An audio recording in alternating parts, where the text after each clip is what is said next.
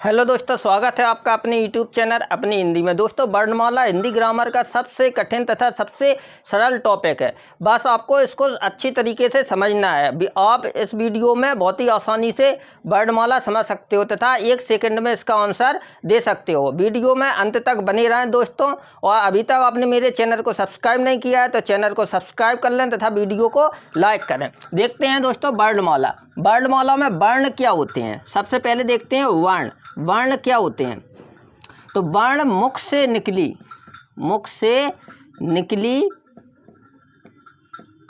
सबसे छोटी ध्वनि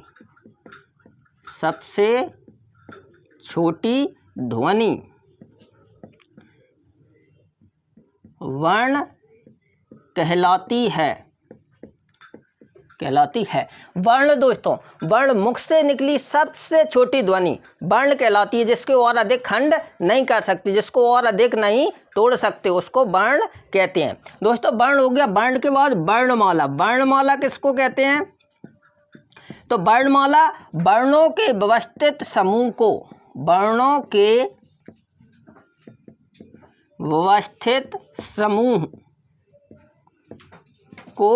वर्णमाला कहते हैं। दोस्तों, वर्णमाला कैसे कहते हैं? तो वर्णों के व्यवस्थित समूह को वर्णमाला कहते हैं। अच्छा दोस्तों, ये वर्णमाला हो गया। अब वर्ण होते कितने हैं? तो वर्ण कितने होते हैं हिंदी वर्णमाला में? 52। हिंदी वर्णमाला में कितने वर्ण होते हैं? 52। जिनमें स्वर कितने होते हैं? जिनमें 11 स्वर। जिनमें कितने स्वर होते हैं? 11 स्वर होते हैं। अच्छा, देखते हैं आगे 11 स्वर कौन कौन से होते हैं। जैसे आ इ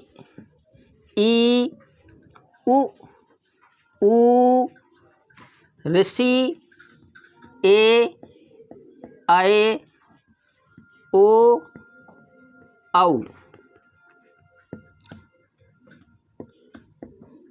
दोस्तों, आ इ उ ऋषि ए आए ओ औ, ये आपके 11 स्वर होते हैं।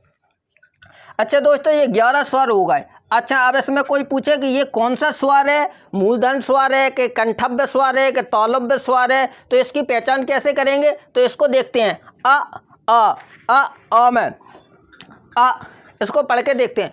आ अच्छे से इस फीलिंग कंठ से आवाज निकल रही है। तो ये आ और आ कौन सा हो जाएगा आपका? कंठव्य। कंठ या कंठव्य आपका कौन सा हो जाएगा? कंठ या कंठव्य व्यंजन हो जाएगा। अच्छा, अब आगे देखते हैं ई और ई कौन सा होगा? ई ई ई ई ई ई ई ई ई। तो दोस्तों, समझ में आ रहा है कि ये तालु, कंठ के ऊपर ये तालु इधर लग रहा है। तो ई ये आपका कौन सा व्यंजन हो जाएगा? वो स्वर हो जाएगा तालु, या आप इसको तालव्य भी कह सकते हो। तालु या तालव्य, ये आपका हो गया तालु या तालव्य। अच्छा, उ उ उ उ उ ये कौन सा होगा आपका? उ उ उ उ उ उ उ। तो ये समझ में आ जाएगा, ओंठ से निकल रहा है। ओंठ मतलब ओष्ठ। संस्कृत में ओंठ को क्या बोलते हैं? ओष्ठ। तो ये उ कौन सा स्वर है? ओष्ठ। और आपका ऋषि आपका हो जाएगा मूलधन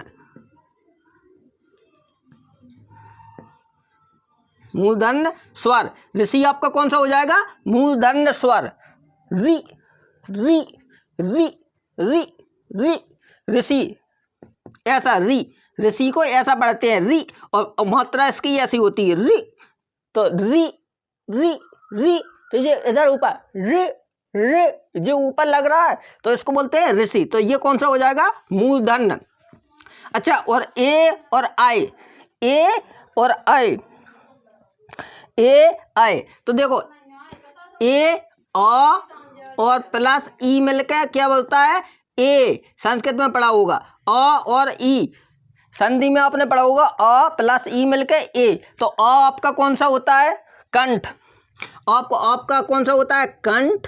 और ई आपका कौन सा है, तालु।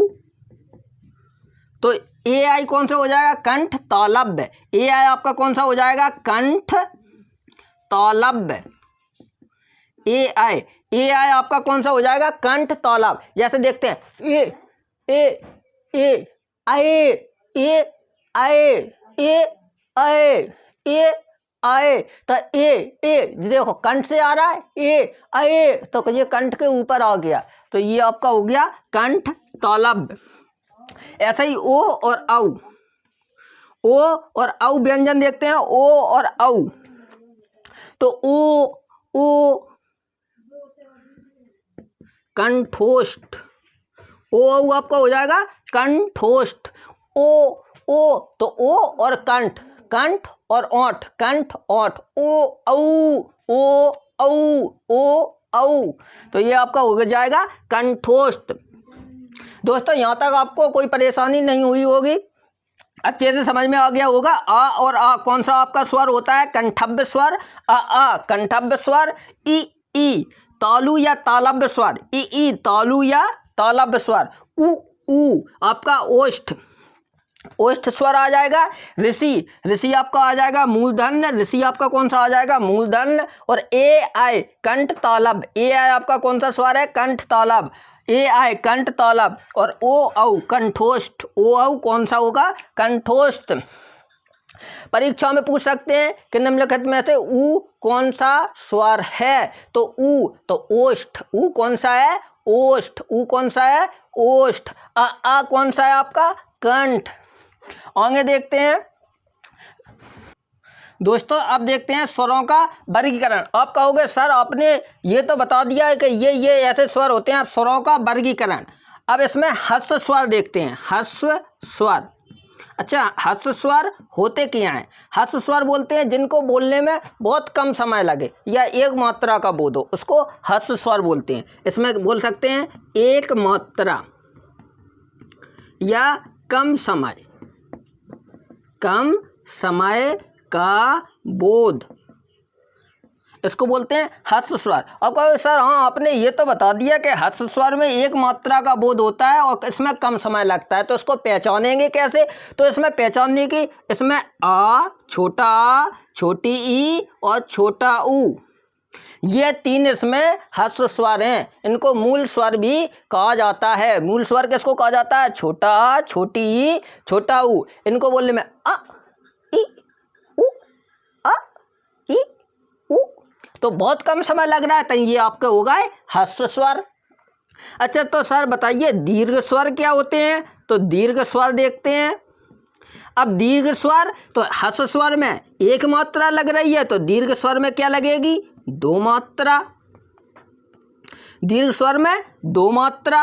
अच्छा, ह्रस्व स्वर में कम समय लग रहा है, तो दीर्घ स्वर में ह्रस्व स्वर से दुगना समय लगेगा, दुगना समय। दीर्घ स्वर, दीर्घ का मतलब वैसे ही बड़ा, जांदा, दीर्घ मीन्स क्या है, जांदा। तो किससे जांदा, ह्रस्व से जांदा। तो ह्रस्व से जांदा, तो ह्रस्व में एक मात्रा का बोध, तो इसमें कितना होगा, दो मात्रा का बोध। उसमें कम समय लग रहा है, तो इसमें दुगना समय लगेगा। अच्छा, अब ह्रस्व स्वर होते क्या हैं, तो ह्रस्व स्वर होते हैं जैसे छोटा, छोटी, छोटा ऊ ह्रस्व स्वर होगा। तो दीर्घ स्वर क्या होंगे, बड़ा, बड़ी, बड़ा ऊ, ए आए, ऋषि, यहाँ ऋषि आ जाएगा, ऋषि, ए आए, ओ और औ।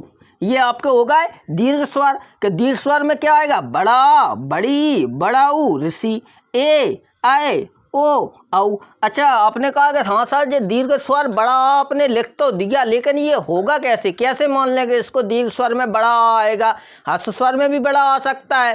तो इसमें इसलिए आएगा कि जब आप बड़ा आ का उच्चारण करोगे तो इसमें छोटा आ प्लस छोटा आ, दो आ मिलके तब इसमें बड़ा आ होगा। तो इसमें क्या, छोटा में आ, तो जितना समय इसमें लगा तितना ही समय इसमें लगा, तो इन दोनों में कुल मिला के समय लगा वो उतने बड़ा में लगा, तो इसलिए हो गया दीर्घ स्वर में दुगना समय हो गया। ऐसे ही छोटी बड़ी ई देखते हैं, तो बड़ी ई किससे, ई ई ई ई ई और ई मिलके क्या हो गई? बड़ी। ई और ई मिलके हो गई बड़ी। चलो दोस्तों आगे देखते हैं। आप दोस्तों आप देखते हैं प्लुत स्वर। दीर्घ स्वर समझ लिया आपने, ह्रस्व स्वर समझ लिया। अब देखते हैं प्लुत स्वर। प्लुत स्वर होते क्या हैं? तो प्लुत स्वर होते हैं जिनमें 3 मात्रा का बोध हो। कितनी मात्रा का बोध हो? 3 मात्रा का बोध हो। और समय कितना लगे? कि दीर्घ तिगुना समय लगे।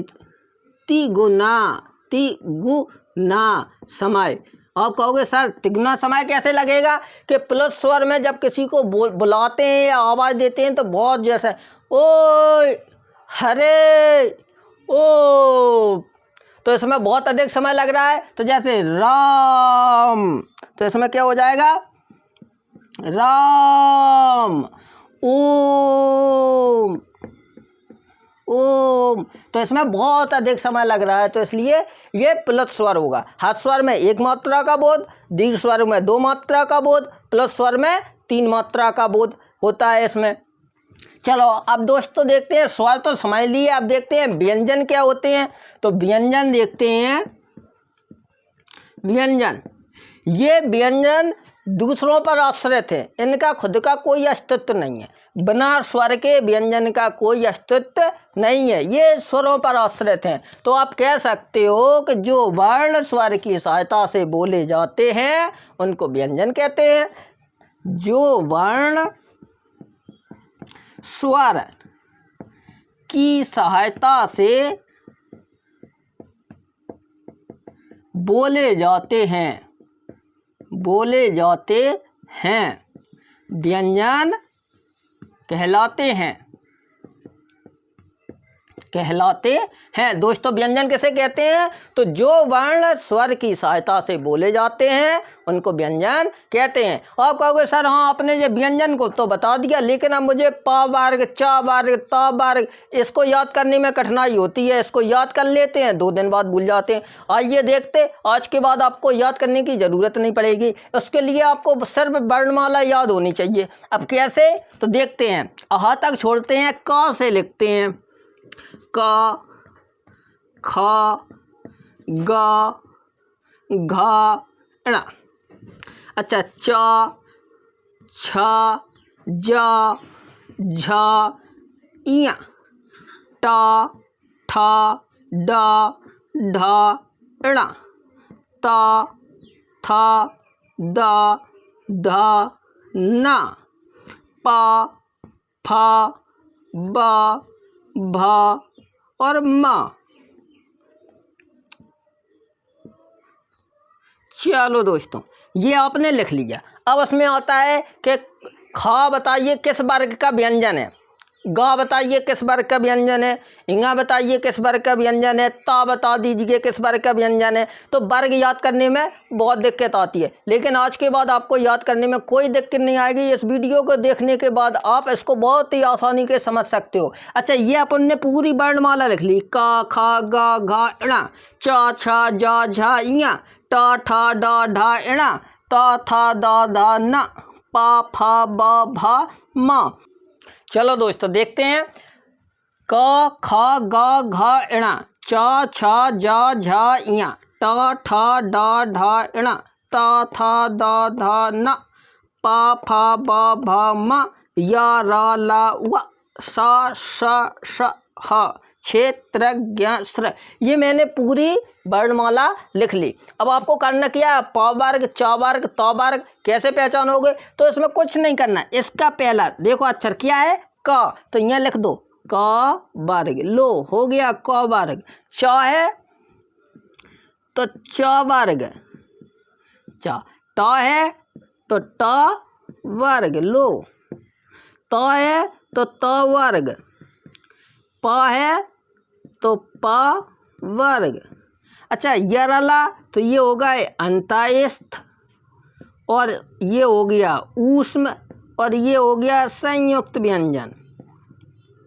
संयुक्त व्यंजन। आप कहोगे सर ये तो बहुत ही आसान विधि है, इसमें करना कुछ नहीं है। आपको पूरा इधर वर्णमाला लिख लेनी है ज्ञा तक, का से लेके ज्ञा तक, और हर वर्ग में 5 वर्ण होते हैं। कितने होते हैं? हर वर्ग में 5 वर्ण होते हैं। क से लेके ज्ञ तक लिख दो, और अंतःस्थ में होते हैं इधर 4, और ऊस में होते हैं 4, और संयुक्त होते हैं आपके 4। अब यहाँ से आपने क वर्ग, च वर्ग, ट वर्ग, प वर्ग ये आपने लिख दिए। आप कहोगे सर ये तो ठीक है, ये तो पहचान लेंगे हम, अब लेकिन कंठ तालब ये कैसे पहचानेंगे? आइए देखते हैं उसको भी बहुत ही आसानी से। इसी में देखते हैं, इसको थोड़ा साफ कर देते हैं, इतना बात कर दिया, चलो, और ये भी हटा देते हैं, इतना देखते हैं दोस्तों। अब इधर तक माँ तक लिख लिया अपन ने, क ख ग घ इणा च छ ज झ ञ ट ठ ड ढ इणा त थ द ध न प फ ब भ म, इतनी अपन ने वर्णमाला लिख ली।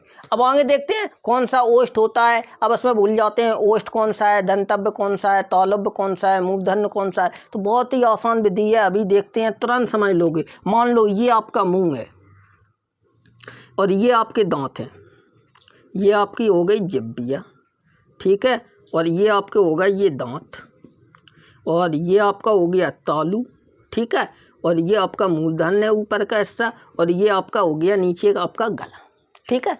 तो आप दोस्तों बताइए, जब आप बोलना स्टार्ट करते हो तो सबसे पहले आवाज़ कहाँ आती है? जैसे रा रा, तो यहाँ गले में आई। गले के बाद अब कहाँ आएगी?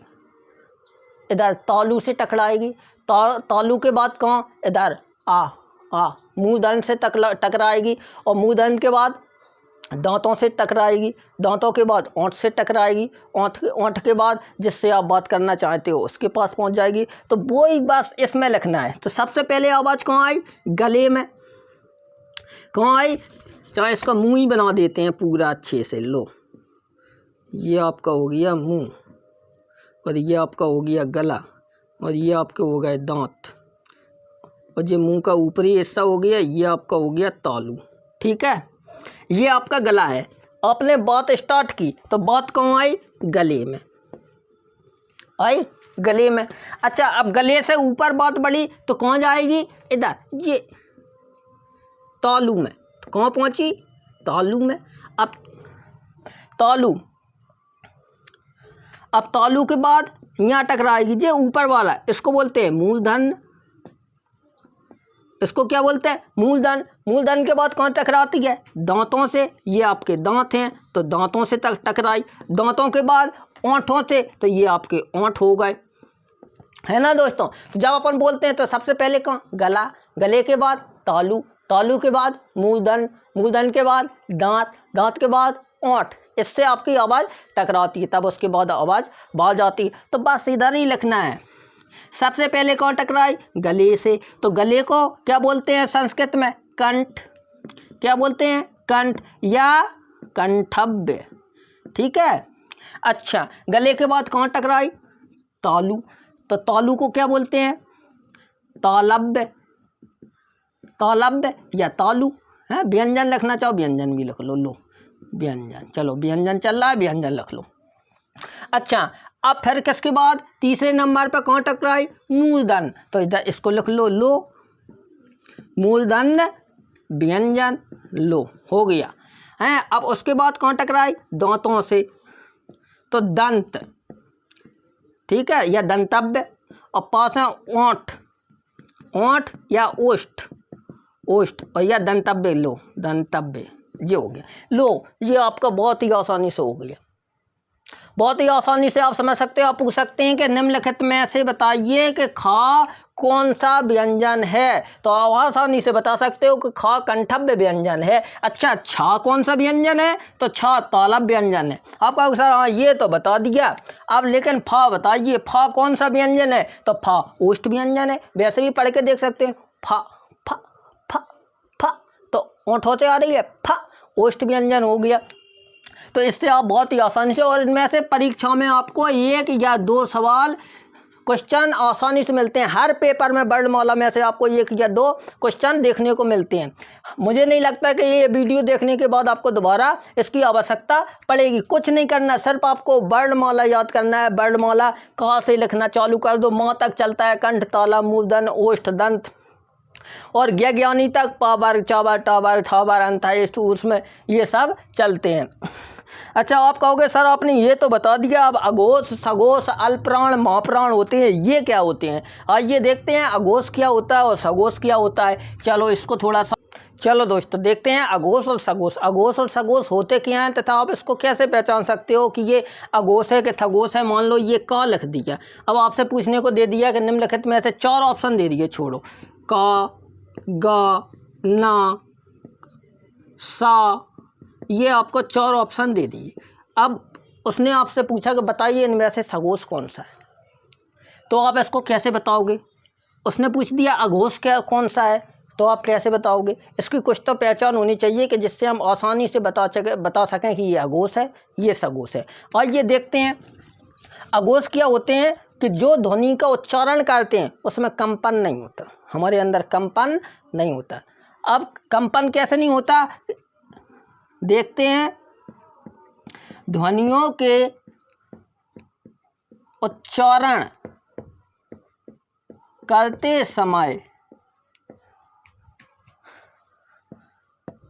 कंपन न हो, ध्वनि का उच्चारण करते समय क्या नहीं होना चाहिए?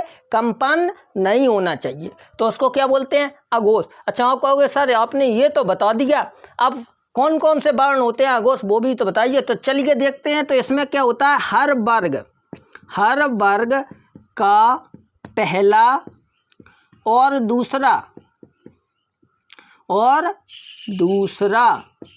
वर्ण क्या होता है? अघोष। हर वर्ग का पहला और दूसरा वर्ण क्या होता है? अघोष।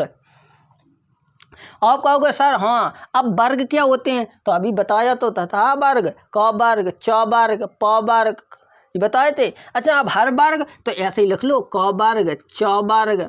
तो क वर्ग में क, ख, ग, घ, इंगा। हर वर्ग में 5 वर्ण होते हैं, तो इसमें क्या कह रहा है? हर वर्ग का पहला और दूसरा, तो हर वर्ग का पहला क और दूसरा ख, तो इसका पहला क्या हो जाएगा? क और ख।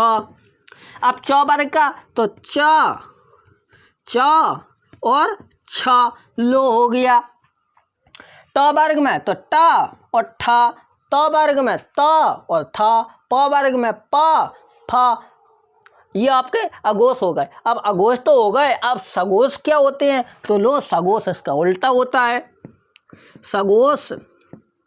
सघोष क्या होता है? ध्वनियों के उच्चारण करते समय कंपन ना हो, तो इसमें क्या हो? कंपन हो।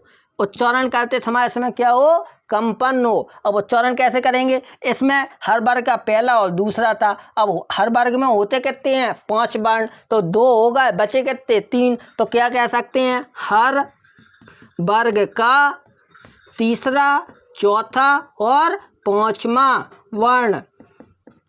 हर वर्ग का तीसरा, चौथा और 5वां वर्ण क्या कहलाता है? सघोष। अब तीसरा चौथा वर्ण तो फिर वही लिख लो, क, ख, ग, घ, इंगा। अच्छा, तीसरा और चौथा तो पहला, दूसरा, तीसरा, चौथा, 5वां तो ग, घ, इंगा। तो क्या हो जाएगा सघोष में? ग, घ, इंगा। ऐसे ही च वर्ग का 2 छोड़ के तीसरा, चौथा, 5वां देख लेना, सघोष हो जाएगा। अच्छा, अघोष और सघोष तो आ गए। अब देखते हैं अल्पप्राण और महाप्राण क्या होते हैं। कुछ नहीं करना, अल्पप्राण महाप्राण बहुत ही सिंपल विधि है, इसको सॉल्व करके देखते हैं दोस्त। अल्पप्राण और महाप्राण क्या होते हैं? चलो दोस्तों देखते हैं अल्पप्राण।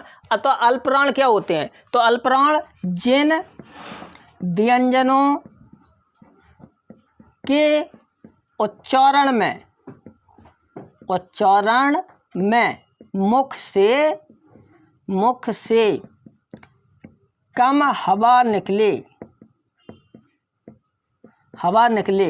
उसको क्या कहते हैं? अल्पप्राण। अल्पप्राण जिन व्यंजनों को बोलते समय या उच्चारण करते समय मुख से कम हवा निकले उसको अल्पप्राण कहते हैं। अच्छा, अल्पप्राण कहते हैं, तो अल्पप्राण होते क्या हैं? कौन कौन से वर्ण अल्पप्राण होते हैं? तो इसमें भी वही देखना है, वर्ग। तो हर वर्ग का क्या देखना है? पहला, तीसरा और 5वां। कौन सा देखना है आपको? पहला, तीसरा और पांचवा। अल्पप्राण पहचानने के लिए आपको कौन सा देखना है? पहला, तीसरा, पांचवा। अल्पप्राण होते क्या है कि व्यंजनों का उच्चारण करते समय मुख से कम हवा निकले, वो अल्पप्राण। अच्छा, तो महाप्राण क्या होते हैं? तो महाप्राण तो इसमें जिन व्यंजनों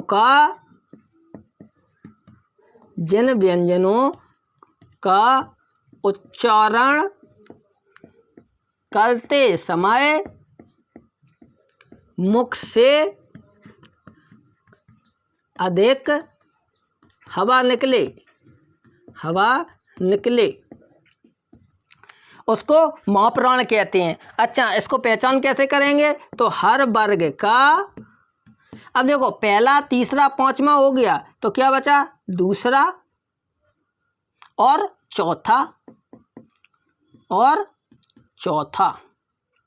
कौन सा बचा?